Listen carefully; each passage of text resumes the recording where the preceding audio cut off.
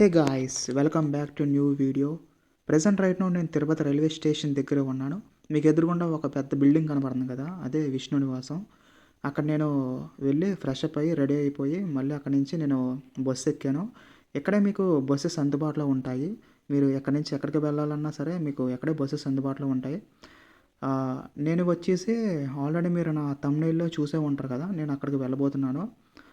Ticket fair వచ్చేసి 20 rupees తీసుకున్నారు నాకు. ఇక్కడ నుంచి నేను వెళ్ళబోయే డిస్టెన్స్ 5 కిలోమీటర్స్ ఉంటుంది. ఇక్కడ నుంచి కొండపైకి తిరుమల వెళ్ళే బస్సెస్ అందుబాటులో ఉంటాయి. మీకు టికెట్ వచ్చేసి 80 రూపీస్ ఎంతో ఛార్జ్ చేస్తారు వీళ్ళు. ఇప్పుడు నేను వెళ్ళబోయే ప్రదేశం కొన్ని యుగాల చరిత్ర కలిగి ఉన్న శివలింగం. ఒక భక్తుడి తపస్సును మెచ్చి సాక్షాత్తు పరమేశ్వరుడు భూలోపల నుంచి ఇక్కడ వెలిశాడా? ఇంతకీ ఎవరు ఆ భక్తుడు? ఆ ప్రదేశం ఎక్కడ ఉంది? ఇక్కడ శివలింగం రోజు రోజుకి ఎందుకు పెరుగుతుంది? అనేక విషయాలన్నీ ఈ వీడియోలో తెలుసుకుందాం. దానికంటే ముందర మన భారతదేశంలోని ఆంధ్రప్రదేశ్ రాష్ట్రంలో ఉన్న తిరుపతి, ఇది ఒక నగరం. తిరుపతి ఎందుకు అంత పేరు వచ్చిందంటే ఈ కలియుగంలోని శ్రీ మహావిష్ణువు నివసించే దేవాలయం ఇదే. హిందూ పుణ్యక్షేత్రంలో విష్ణువు స్వయంగా అవతరించిన 8 క్షేత్రాల్లో ఇది ఒకటి. ఇక్కడ వారు ఎక్కువగా తిరుపతి బాలాజీ లేదా వెంకటేశ్వర స్వామి అని ఎక్కువగా పిలుస్తారు. నేను తిరిగిన వాటిల్లో అతి తక్కువ ఖర్చుతో వెళ్ళగలిగే పుణ్యక్షేత్రాల్లో ఇది ఒకటి. చాలా తక్కువలో కంప్లీట్ చేయొచ్చు. మీకు ఎక్కడికి వెళ్ళినా సరే మీకు భోజనం కానీ మొత్తం వాళ్ళే పెడతారు. చాలా ఉచితంగా ఉంటుంది. అలాగే మీకు క్లైమేట్ కూడా చాలా బాగుంటుంది. ఇక్కడ చూడవలసిన ప్రదేశాలు కూడా చాలానే ఉన్నాయి. నేను కొన్ని మాత్రమే ఎక్స్ప్లోర్ చేశాను, కానీ కొన్ని మిస్ అయ్యాను. నేనైతే మెయిన్ గుడి ఒకటి ఎక్స్ప్లోర్ చేశాను. అలాగే నేను నడుచుకుంటా శ్రీవారి మెట్ల మార్గంలో గుడిని దర్శించుకోవడం జరిగింది. అలాగే అక్కడ ఉన్న జూ పార్క్ వెళ్ళాను. అవన్నీ మీకు తర్వాత వీడియోలో నేను మీకు తప్పకుండా చూపిస్తాను. ఇదంతా తిరుపతి రైల్వే స్టేషన్. మనం వెళ్ళబోయే మార్గం ఇదే. ఇప్పుడు దాకా చూసింది నేను దర్శనం చేసుకొని రిటర్న్ వస్తున్నాను. మన జర్నీ ఎక్కడి నుంచే మొదలవుతుంది. వెళ్ళబోయే ప్రదేశం కపిల తీర్థం. తిరుమల తిరుపతిలో ఉన్న కపిల తీర్థం అనమాట. ఈ కపిల తీర్థంలో కపిల అని పేరు ఎందుకు పెట్టారంటే, కపిల అంటే మహర్షి పేరు అనమాట. ఇప్పుడు నేను కపిల తీర్థం గురించి చరిత్ర నేను మీకు ఈ వీడియోలో వివరిస్తాను. ఇక్కడ శివుణ్ణి కపిలేశ్వరుగా మనకి దర్శనమిస్తారనమాట. ఇక్కడ మనకి కనిపించే లింగం కొన్ని యుగాల చరిత్ర కలిగి ఉన్న శివలింగం. పూర్వం ప్రకారం కపిల మహర్షి ఈ లింగాన్ని పూజించేవారని అక్కడ వారు చెబుతూ ఉంటారు. అసలు ఈ కపిల మహర్షి ఎవరంటే, కధర్మ మహర్షికి ధీరవతి దేవికి జన్మించిన 10వ సంతానం. ఈ కపిల మహర్షి బ్రహ్మ మానస పుత్రులలో ఒకరని మహాభారతంలో ఉంది. ఒకనాడు కపిల మహర్షి పాతాళంలో తపస్సు చేసుకుంటూ ఉండేవారు. ఆయన సహజ శివలింగాన్ని పూజించేవారు. ఆ లింగం రోజు రోజు పెరుగుతూ ఉండేది. ఒకరోజు ఆ లింగం పెరిగి పెరిగి ఒకేసారి భూమిని చీల్చుకుంటూ వచ్చింది. ఉపరితలం వచ్చాక ఇంకా పెరుగుతూ సాగింది. అప్పుడు ఏమైందంటే, బ్రహ్మదేవుడు కపిల గోవు రూపంలో వచ్చారు. శ్రీ మహావిష్ణువు గోపాలుడిగా వచ్చారంట. ఆ లింగం పెరగడం చూసి కపిల గోవు అంటే ఆవు అనమాట, తన 2 కాళ్ళతో లింగంని పూజించింది. ఆ 2 కాళ్ళు ఆ శివుణ్ణి తలపై పెట్టింది. మహాదేవ, ఇంక నువ్వు పెరగకు అని ఆ శివుణ్ణి అడిగింది. ఈ ఆవు శివుడు లింగంపై పెట్టిన గుర్తులు మాత్రం ఇప్పటికీ కనిపిస్తాయంట. కథ ప్రకారం కపిల మహర్షి తపస్సు చేయటం వల్ల శివుడు వెలిశాడు. కాబట్టి అక్కడ వారు స్వామివారిని కపిలేశ్వర స్వామి అని అక్కడ వారు పిలుస్తారు. అలాగే ఈ గుడిలో సహస్రలింగేశ్వర స్వామి, కార్తికేయ స్వామి, అగతీశ్వరుడు, అలాగే కొన్ని దేవుళ్ళు దర్శనమిస్తారు. అక్కడ ఉన్న వినాయకుడిని విజయనగరం నుండి వచ్చిన శాంభుసేని అనే దేవదాసి స్థాపించింది. ఆవిడే ఆ గుడిని ఎన్నో సేవలు చేసిందని చెబుతూ ఉంటారు. ఇప్పుడు మీకు కనపడుతుంది కదా, ఇదే మెయిన్ జంక్షన్. మనం కపిల తీర్థం వెళ్ళాలంటే మీరు రైట్ సైడ్ ఎంట్రన్స్ అలాగే వెళ్ళాలి. ఇదంతా అలిపిరి రోడ్డు. అందరు చూసారు కదా, అక్కడ నందిబొమ్మ ఉంటుంది చూసారా, ఆ నందిబొమ్మ గుర్తు అనమాట. 11వ శతాబ్దంలో ఈ ప్రదేశాన్ని పాలించిన రాయన్ అధికారి రాజేంద్ర చోళుల కాలంలో ఈ ఆలయం నిర్మించడం జరిగింది. అప్పటి కాలంలో చోళులు శివభక్తులు కావడంతో అత్యంత భక్తి శ్రద్ధలతో నిర్మించారు. ఇక్కడ అగ్నిదేవుడు ఈ లింగాన్ని పూజించడంతో ఆగ్నేయలింగం అని పేరు వచ్చింది. ఈ గుడిలో ఒక పుష్కరిణి కనిపిస్తుంది. మీకు పక్కన ఒక జలపాతంలా కనిపిస్తుంది. ఆ జలపాతంలోని నీళ్లు ఆ కోనేరులో పడుతుంది. అది మనం చూస్తూ ఉంటాం. పురాణాల ప్రకారం ఆ జలపాతం ఆ శివుని తలపై నుండి వచ్చిన గంగానది దారిలో ఒక దారం, అంటే శివుని తలపై నుండి వస్తుందన్నమాట. ఆ నది భాగమతి నది అని అంటారు. కథ ప్రకారం కపిల మహర్షి వల్లే భూమిపై గంగాదేవి వచ్చిందని కొందరు చెబుతూ ఉంటారు. గంగాదేవి 5 పాయలుగా భూమిపై ప్రవేశించింది. అక్కడ ఉన్న తీర్థాన్నే శివభక్తులు కపిల తీర్థం అని, విష్ణు భక్తులు ఆలువర్ తీర్థం అని అంటూ ఉంటారు. ఇప్పుడు మీరు చూస్తున్నారు కదా, ఆ కోనేరులో 4 వైపులా విష్ణువు చక్రం ఏర్పాటు చేయడం జరిగింది. ఆ చక్రాన్ని చెక్కించడం వల్ల చక్ర తీర్థం అని కూడా అంటారు. ఆ తీర్థంలో స్నానం చేస్తే పాపాలు తొలగిపోతాయని అంటారు. కార్తీక మాసం అలాగే శివరాత్రి రోజు విశేష పూజలు జరుగుతూ ఉంటాయి.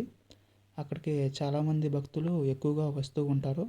ఈ గుడిలో కామాక్షి అమ్మవారికి గంధపు అలంకారం, అలాగే శివునికి అభిషేకం. ఇది శేషాద్రి కొండపై వస్తుంది ఈ జలపాతం. అలాగే శివుడికి అభిషేకించిన ప్రసాదం ఉంటాయి కదా, అంటే అన్నం కానీ ఏమైనా ప్రసాదం, అవి కనుక మనం తీసుకుంటే ఈ జన్మలో అన్నం కానీ నీళ్ళకి కానీ లోటు అనేది ఉండదన్నమాట. అదంతా చూసుకొని నేను మళ్ళీ బ్యాక్ వచ్చేస్తున్నాను. స్టార్టింగ్లో ఆర్టీసీ బస్సు ఎక్కినప్పుడు అలిపిరి రోడ్డు వెళ్తుందా అని అడగాలన్నమాట. ఒకవేళ వెళ్ళకపోతే మళ్ళీ నడుచుకుంటా చాలా దూరం వెళ్ళాలి. ఒకవేళ మీరు తిరుపతి వస్తే కొండపైకి నడుచుకుంటూ వెళ్ళాలనుకుంటే ఫస్ట్ మీరు ఎక్స్ప్లోర్ చేయాల్సింది కపిల తీర్థం ఎక్స్ప్లోర్ చేయండి. అది చేసిన తర్వాత మళ్ళీ అక్కడి నుంచి వెనక్కి రావాలి. అప్పుడు మీరు శ్రీవారి మెట్ల దగ్గరికి వెళ్ళండి. ఇక్కడ నుంచి కొంచెం ఎదురుగానే నడుచుకుంటూ వెళ్ళాను.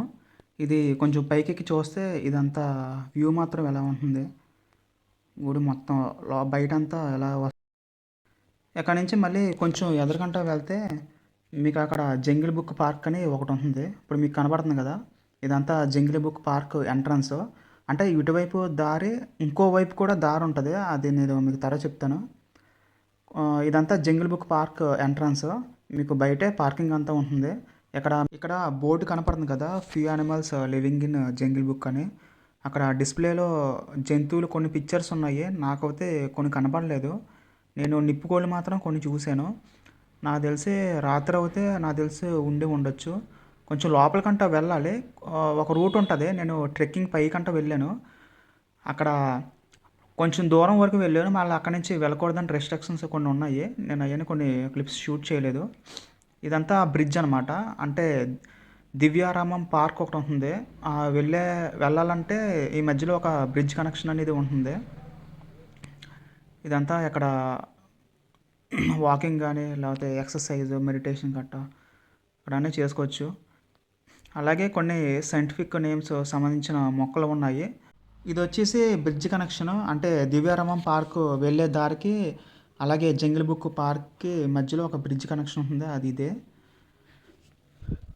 ఇదంతా Nagaravanam wild life management Tirupati వాళ్ళు మెయింటైన్ చేస్తూ ఉంటారు. ఇదంతా మీకు మార్నింగు 8 నుంచి సాయంత్రం 5 వరకు ఓపెనింగ్స్లో ఉంటాయి.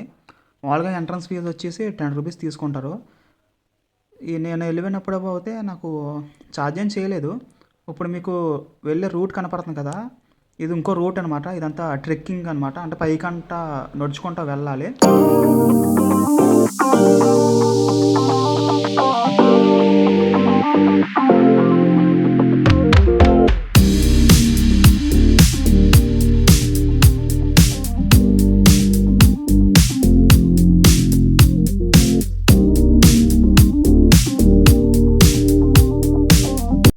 కొంతవరకు నడుచుకుంటూ వెళ్తే మీకు అక్కడ వెంకటేశ్వర స్వామి విగ్రహం అక్కడ మీకు కనపడుతుంది. అంటే మీకు లోపలికంట ఉంటుంది ఆ విగ్రహం అనేది. మీకు అక్కడే కొంచెం వాటర్ ఫాల్స్ లాగా మీకు అన్నీ కనపడుతుంది. కానీ వ్యూ మాత్రం చాలా బాగుంటుంది. అసలు మీరు నేచర్ని ఇష్టపడే వాళ్ళకి మాత్రం ఈ ప్లేస్ మాత్రం చాలా బాగా నచ్చుతుంది. ఇప్పుడు మీకు కనపడుతుంది కదా, అక్కడే అటు సైడ్ ఒక రూట్ ఉంటుంది కానీ అటు సైడ్ వెళ్ళకూడదు, రెస్ట్రిక్షన్స్ ఉంటాయి. ఈ లోపల కొంచెం ఒక దారి ఉంటుంది. ఆ దారి మాత్రం వెళ్ళటానికి లేదు.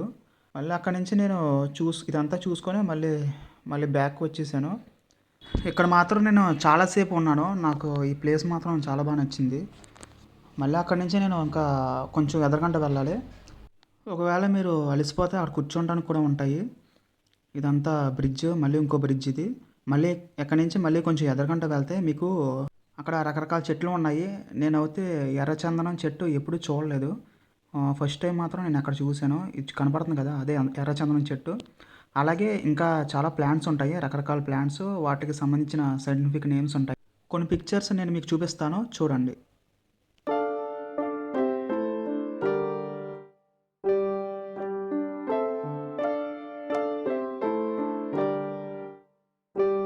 చూశారు కదా, ఆ ప్లాంట్కి ఒక్కో ప్లాంట్కి ఒక్కో మెడికల్ వాల్యూస్ ఉంటాయి.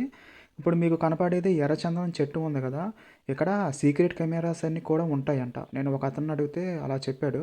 ఎవరైనా ట్రై చేసినా ఈజీగా దొరికేస్తారు. ఇది నేను కొండపైకి వెళ్ళి వచ్చిన తర్వాత వెళ్ళే దారి ఇది. అంటే నేను పైకి ఎక్కాను, మళ్ళీ అక్కడి నుంచి మళ్ళీ కింద దిగాను. దిగాక మళ్ళీ మళ్ళీ ఇదొక రూట్ అనమాట. ఇది సెపరేట్ రూట్ ఇది. మీకు అక్కడ ఎదురుగుండా ఒక చెరువులాగా ఉన్నాయి కదా, ఇక్కడ వ్యూ మాత్రం చాలా బాగుంది. కొంచెం రైనీ సీజన్ అవుతే ఇంకా చాలా బాగుంటుంది, చూస్తానికి చాలా బాగుంది.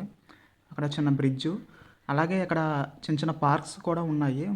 చిన్నపిల్లలు ఆడుకోవడానికి కానీ చాలా ఉన్నాయి ప్లేసెస్ ఇక్కడ. చిన్నపిల్లలు మాత్రం పండగ అనమాట. ఇంకా మొత్తం ఎక్కడ పడితే అక్కడ దొల్లొచ్చు.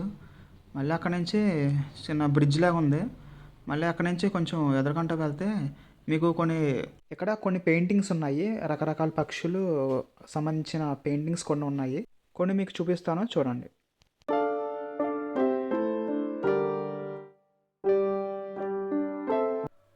ఇదంతా దివ్యారామం పార్క్ అనమాట. ఇక్కడ మీకు ఒకటి కొటేషన్ ఉంది, ధర్మాన్ని ఆచరించండి, ధర్మమే మిమ్మల్ని కాపాడుతుంది. కొటేషన్ బాగుంది. బయట ఉన్న సొసైటీలో కరప్షన్ మాత్రం ఎక్కువైపోయింది.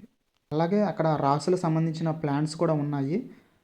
ఇందాక చూపించాను కదా మీకు, వేరే రూట్ అన్నాను కదా, అది ఇదే అనమాట ఎంట్రన్స్. అది అంటే ఫస్ట్ కపిలేరు తీర్థం అదొక ఎంట్రన్స్, ఇంకోటి ఇదొక ఎంట్రన్స్. మొత్తం కలిపి 2 దారులు ఉన్నాయి. నేను ఎక్కువసేపు కూడా లేను, మళ్ళీ అక్కడి నుంచి వెనక్కి వచ్చేసాను. ఇప్పుడు నేను యాక్చువల్గా చెప్పాలంటే నేను బస్ స్టాండ్ ఉంది కదా, బస్ స్టాండ్ నుంచి అక్కడ నేను బస్సు ఎక్కాను. అక్కడ 20 రూపీస్ ఎంతో ఛార్జ్ చేశారు. అక్కడ నుంచి నేను శ్రీవారి పాదాలుగా దిగిపోదాం అనుకున్నాను. మళ్ళీ వాళ్ళు ఎదురుకి వెళ్తున్నారు కదా, ఇంకేమున్నాయని చూద్దామని నేను కొంచెం ఎదురుకి వెళ్తే కపిల తీర్థం అని ఒకటి ఉంది. అదే అక్కడ వాటర్ ఫాల్స్ అన్నీ ఉంటాయి.